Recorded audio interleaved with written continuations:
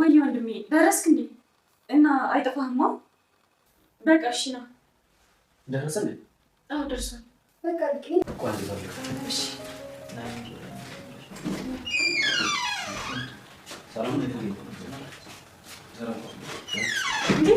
ወንድሜ እንዴት ነሽ? ደህና ነኝ። ወንድሜ ለጊዜው ማን እንደሆነ አላውቅም፣ ግን ማለት በቅርቡ ማን እንደሆነ ደርስበታለሁ። ለፖሊሶቹ አሳውቃቸውሽ? አይ ለነሱም አላሳውቃቸውም። እንዴ ለምን? ርብቃን ከኔ ነጥቆ ማን እንደዚህ እንዳደረጋት በራሴ መንገድና ራሴ ማጣራት የምፈልገው ራሴ በእጅ እቀጣቸዋለሁ። እንደሱ ይሻል። እኔ እኮ እንደ ልጃቸው አድርገው ያሳድጉሻል እንጂ መቼ ለባዕድ ለነጭ አሳልፈው ይሰጡሻል ብዬ አሰብኩ። በዚህ ልክ አውሬስ ይሆናሉ ብዬ እንዴት ላሰብ እችላለሁ? ናፍቀሽኛል የኔ ልጅ። የት ይሆን ያለሽው የኔ ትንሽዬ፣ የኔ አይነግቡ ልጅ? ጠረንሽ፣ ኮልታፋ አንደበትሽ ሁሉ እኮ ናፍቀውኛል። በዚህ ሰዓት እነዛ ትናንሽ ጣቶችሽ ምን ሰርተው እየበሉ ይሆን የኔ ልጅ? ያኔስ እነሱ ከለመድሽው ቤት አውጥተው ለባህር ሲሰጡሽ ምንስ ተሰምቶሽ ይሆን የኔ ልጅ? እኔማ ያንቺን ህይወት እቀይራለሁ ብዬ አስቤ ጥዬሽ ሲሄድ ያላሰብኩት ችግርና መከራ አስተናግጄ ወደ ሀገሬም ተመልሼ የልጆች አሳዳጊ ሞግዚት ሆኜ ቀረሁ። እኔም አይንሽን ያለው ብዬ በጓጓ ለካ አንቺ ከእኔ ይርቀሻል። አሁን ግን የኔ ልጅ አንቺን ማግኘት ባልችል እንኳን ለባዕድ አሳልፎ ሲሰጡሽ ያነባሹ ርብቃን አግቷት ሲያስጨንቃት የቆየው ኢዩኤል ወንድም ሆኖ ተገኘ። ሌላኛው የርብቃ ወንድም በእንግድነት ወደ ናብል ቤት በመጣበት ሰዓት ኢዩኤልም ግራ ተጋብቶ ብሩክ ብሎ ሲያየው ወንድሜ ይላል ያኛው። ከዚህ በፊት ሪች የርብቃና የአንተ አባት ስም አንድ አይነት ነው እንዴት ሊሆን ቻለ እያለች ጠይቀው ነበር። ኢዩኤልም አጋጣሚ ሊሆን ይችላል። ማሚቴም በበኩሏ የተቀየረችበት ነገር ልጇ ከእጇ ነቅጠው ወደ ውጭ ሀገር እንደላኩባትና ሳትጠግባት አሁን ምን ውስጥ እንዳለች የማታውቀው ማሚቴ ራሷን ቀይራ ሰውነቷን ቀይራ ሌላ ሰው መስላ እነዛን ሰዎች ለመበቀል ዝግጁ ናት። ያ ነገር ውስጧ የተቀመጠው ተደብቆ ገንፍሎ ወጥቶ ራሷን እያስጨነቃት ስለሆነ እና ቤት ላይ የተቀየረች የመሰላቸው እሷ ግን ሳይታወቃት በውስጧ ያለው ጭንቀት አእምሮዋ ላይ የሚመላለሰው የልጇ ናፍቆት ረሃብ ነበር። ከዚህ በፊት ርብቃንም ወልደላት እንድትስምና አቤል ከእሷ ልጅ እንዲኖረው እንዳንተ ሸበላ እንደ ርብቃ እየጨረቃ የመሰለ ልጅ ውለዱና እዚህ ቤት ድክ ድክ ይበል እያለች ስትለምን ነበር በተደጋጋሚ።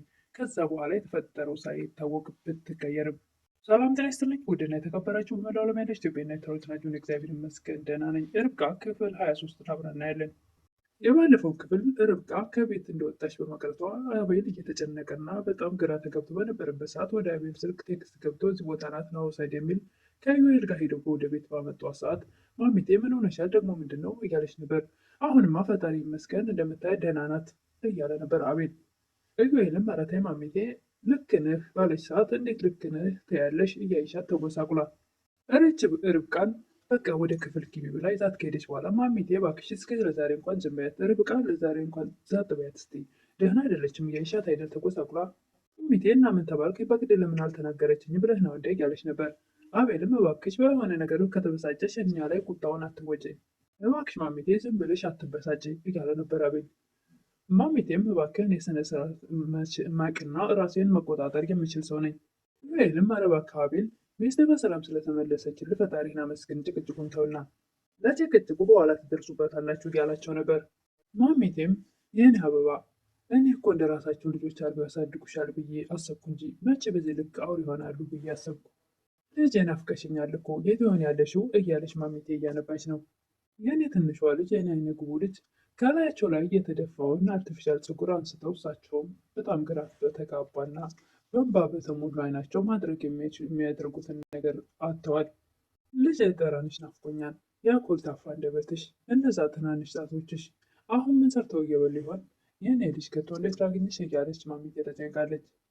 ከለመድሽው ቤት አውጥተው ለበዓል ሲሰጡሽ ምን ተሰምቶሽ ይሆን? ያኔ እኔ ያንቺን ህይወት በጥሩ ሁኔታ አላኖራለሁ ብዬ ከተሰደድኩበት የገጠመኝ ክፉ መከራና ችግር ወደ ሀገሬ ተመልሼ የሰዎች ሞግዚት ሆኜ ቀረብኩ።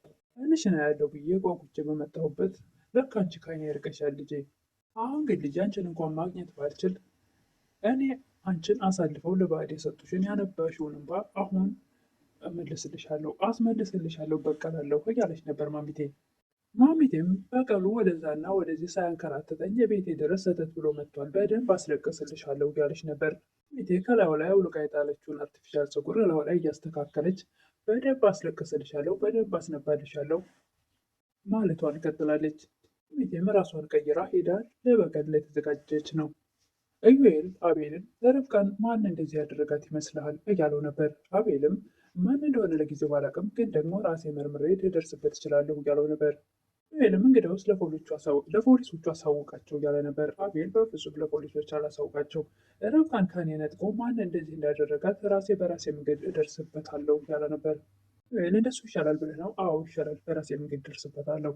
እንግዲያውስ ርብቃን ምንም እንዳትጠይቃት ትረፍ፣ ትንሽ ተዋት። ኢዩኤል ሲወስዳት ወይም ደግሞ ሲያፈናት የምታስታውሰው ነገር ካለ እንዳይዋረድ ፈርቶ ይመስላል። አቤልም ርብቃን ምን እንደተፈጠረ እየጠየቃት ነበረ። እኔ ከኢዩኤል ጋር ሳሎን ቁጭ ብለን እያወራን ነበር። የሆነ ዕቃ ፈልጌ ወደዚህ ወደ ክፍል መጣሁ። በድንገት ደግሞ ታፍኜ እጅና እግሬ ታስሮ ጨለማ ውስጥ ራሴን አገኘሁት እያለች ነበር ርብቃ። አቤልም ስለዚህ አቤል ኢዩኤል አይቷል ማለት ነው እያለ ነበር። ርብቃን አይ እንደሱ እንኳን አይመስለኝም ብላ ለመሸፋፈን እየሞከረች ነበር። አቤልም እንዴት አያይም? በሳሎን አይደል እንደ የሚገቡት እያለ ነበረ። ርብቃም ቢያያቸውም አይነግርህ ነበር እንደኔ ያደንዘውት እንዳይሆን እያለች ነበር። ማሚቴ ኢዩኤልን ለብቻው ወደ ክፍል ጠርታ አንተ ምን አይነት ከረፈፍ ነህ እያለችው ነበር። ምን ነው ደግሞ ምን አጠፋው? ለምን በግልጽ የሆነውን አትነግረኝም? እያለ ነበር ኢዩኤል። ለምንድን ነው ቅድም አብረህ ከአቤል ጋር የሄድከው? የት ሄድኩ? እያለ ነበር ኢዩኤል። ርብቃን ሊያመጣ ሲሄድ አንተ ይህን አጋጣሚ ተጠቅመህ ወረቀቱን ታወጣለህ ብዬ ስጠብቅ አንተ ጭራሽ ተከትለህ ትሄዳለህ እያለች ነበር ማሚቴ። ማሚቴ ሁሉንም ነገር አታውቅም አትበይኝ፣ አንዳንድ ጊዜ እያወቁ ራሱ እንዳላዋቂ መሆንም ጥሩ ነው እያለ ነበር። እዛ መሄድ ምንድነው ስህተቱ? እያለ ነበር ኢዩኤል። ማሚቴም አይ አጋጣሚውን ተጠቅመህ ወረቀቱን ማውጣት ነበረብህ እያለች በተደጋጋሚ እየወቀሰችው ነበር። ኢዩኤልም የምን አጋጣሚ ነው እያለ ነበር። አጋጣሚውማ ሁለቱ እንዲሄዱ ነበር እኔ የፈለግኩት፣ አንተ ደግሞ ብቻ እንደዚህ ስትቀር ወረቀቱ እንድታወጣ ነበር። ደግሞ እንደምንወጣ በምን አወቅሽ? ማሚቴ ግን ርብቃን አንቺ ነበርሽ እንዲያሳግትሻት ትጸት ቀባጥርብኝ እያለች ነበር ማሚቴ። እና ታዲያ የሚፈጠረው ነገር እንዴት ልታውቂ ቻልሽ አንቺ ቀድመሽ እያላት ነበር። ቀድሜ አውቄ ሳይሆን ብቻ ጓደኛዋን እሷ እንድትሄድ ከአቤል ጋር አድርገህ አንተ እዚህ ቀርተህ አጋጣሚውን መጠቀም ነበረብህ እያለች በተደጋጋሚ እየወቀሰች ነው። ኢዩኤልም አሁን ስለ እሱ ሳይሆን ስለ እሷ ነው የማስብ እያላት ነበረ። እና እንደዛ ከሆነ አንተ ለምን በእሷ ቦታ ትታገትላትም ነበር? በእርግጥም በዛን በጠፋች ሰዓት የሆነ ደስ የማይል ስሜት እየተሰማኝ ነበር። ሚቴም አንተ ምን አገባህ? የአባትህ ወይስ የእናትህ ልጅ ናት እያለችው ነበር። ሚቴ በቃውን ገብቼ ማረፍ ፈልጋለሁ፣ መችቷል፣ አዲስ ነገር ካለ ንገሪኝ። ማሚቴም እኮ ማሚቴ አዲስ ነገር ፍለጋ ተንከራተታ አንተተኛ። አቤል የቀድሞ ጓደኛው ወደ አዜብ ጋር ደውላ ምን አዲስ ነገር አለ እያለቻት ነበር። ምርጧ ወደ ቤት ተከስታለች እያለች ነበር አዜብ። ርብቃን አዜብ ምርጧ ነው የምትላት እና ለምን አልነገርሽኝም እያለቻት ነበር። ልነግርሽ አልቻልኩም ምክንያቱም በዙሪያ የነበሩ ብቻዬን አልነበርኩም። እና አሁን እንዴት ናት እያለች ነበረ የአቤል የቀድሞ ፍቅረኛ። ተጎሳቁላ ነው የመጣችው በጣም የሌለ እያለች ነበር አዜብ። ለጋረጋሳ የታባቷ ገና ምን አይታ እያለች ነበረ። አዜብም እስካሁን ላይ ክፋት አድርጋ የማታውቀው በቤተሰቦችሽ እመጣብሻለሁ ስላለቻት መድኃኒቱን ለመስጠት ተዘጋጅታለች ይመስላል። እና አሁኑን አድርገው እያለች ነበር። አይ ተያት ትንሽ ትቆይና ደስታቸውን በሚያጣጥሙበት ሰዓት እነሱ ደግሞ እኛ ደስታቸውን ሳናስጨርስ ማድረግ ያለብን እናደርጋለን እያለቻት ነበር። ምሽቱ ነጋና ጠዋት ላይ ረፋድ ላይ ርብቃ ስልኳ ሲጠራ አቤል ሌሊቱ ሙሉ ስልክ ሲጠራ ነበር። ስልክሽን አንሺው እያላት ነበረ። ወንድሜ ነው ትላለች ርብቃ። አንሺለታ ታዲያ። ስታነሳ ምን ነው ትንሿ ምን የተፈጠረ ነገር አለ? ለምንድነው የጠፋሽው? ስልክሽን አጠፋፍተሽ እያላት ነበረ። ወንድሜ እያለች ነበር ርብቃ። ይቅርታ እንድትይኝ ሳይሆን የተፈጠረው ነገር እንድትነግሪኝ ነው እያለ ነበር ወንድሟ። አይ እና ምንም የተፈጠረ ነገር የለም እኮ እያለች ነበር ርብቃ። እና ለምንድን ነው አባዬን ሰላም ያላልሽው እያላት ነበረ። ወንድሜ በቃ ሁሉንም ነገር ሳገኝህ እነግርሃለሁ፣ ዛሬ ቤት እመጣለሁ እያለችው ነበር። የት ነው የምትመጪው? ምን ልትሰሪ እያለ ነበረ። ምን ማለት ነው? አባዬን ላገኘው ነዋ እያለች ነበረ። የርብቃ ወንድምም አባዬ እኮ ሄደ። መቼ ሄደ ብሩኬ? እየቀለድክ ባልሆነ እያለችው ነበረ። ሄዷል፣ የእውነቴን ነው፣ ዛሬ ሌሊት ሄደ ይላል የርብቃ ወንድም። እሱም ሊያገኝሽ ፈልጎ ነበር ግን ስልክሽ ዝግ ስለሆነ ምንም ማድረግ ስላልቻለ ሄደ። ስልኩን አውቄ ያዘጋሁትም ወንድሜ እያለች ነበር ርብቃ። የሆነ ነገር ልጆችማ ገብቶኛል። ራሄል ጋር ስደውልም አቤል ጋር ደውል ብላ ዝም አለችኝ። ወንድሟን እና ዛሬ ላግኘ እያለችው ነበር። እሺ የት እንገናኝ እያለ ነበር። ቤት አትመጣም? አይ ቤትስ ይቅርብኝ ሌላ ጊዜ እያለ ነበር። ኧረ ና እንደውም አቤልን ላስተዋውቅህ እያለችው ነበር። እሺ በቃ ቤት እመጣለሁ እያለ ነበር ወንድሟ። ርብቃም ወንድሟንና አቤልን ለማስተዋወቅ አቤል በቃ የትም እንዳትሄድ እያለችው ነበር። ኧረ እኔ የትም አልሄድም።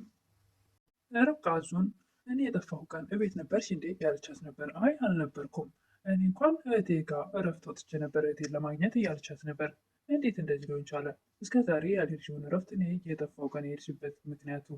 አቤልንም ለማይሳካ ስራ እኔ በታገትኩበት ቀን ጠብቀው ጠሩት። አንቺም የዛን ቀን የሄድሽበት ምክንያቱ?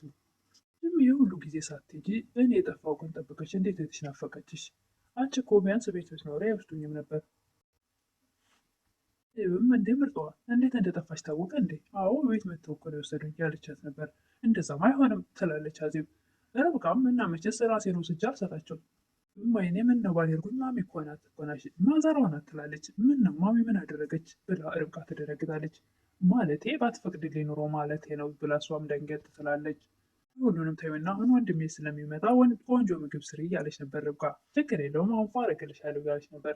እኔ አሁን ምግቡ ስለሚሸተኝ ሪችን ልላክልሽ ሂጅ እያለቻት ነበረ። አዜብም ምን አለበት ሁሉ ሰው እንዳንቺ ቢሆን እያለች እያሞገገሰች ነበር ርብቃን። ችኮ ወደዚህ ቤት የመጣሽው እንድታግዥኝ እንጂ ሙሉ በሙሉ ኃላፊነቱ እንድትወስጂ አይደለም እያለች ነበር ርብቃ። አዜብም በዚህ ሰዓት በጣም ደስ ይላታል።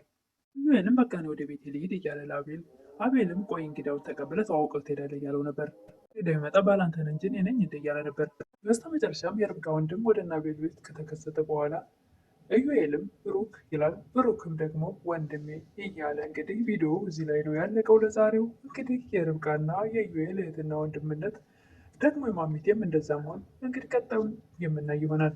ከዚህ ቀጥሎ የሚፈጠረውን ነገር ኢዩኤልና ርብቃ ወንድሙና እህት መሆናቸው ሲታወቅ ማሚቴም ከኢዩኤል ጋር ሆና ርብቃን ለማጥቃት እየሞከረች ስለነበረ አቤል እንግዲህ ለዛሬ ይዤ የቀረብኩት ርብቃ ክፍል 23 ይመስል ነበር። ቀጣይ እስክንገናኝ መልካም ቆይታ እያልኩኝ ለምታበረታቱኝ እህቶቼ ምስጋና ከልብ ነው። አዲስ የሆናችሁ ደግሞ ሰብስክራይብ እያደረጋችሁ የምታበረታቱኝ አመሰግናለሁ።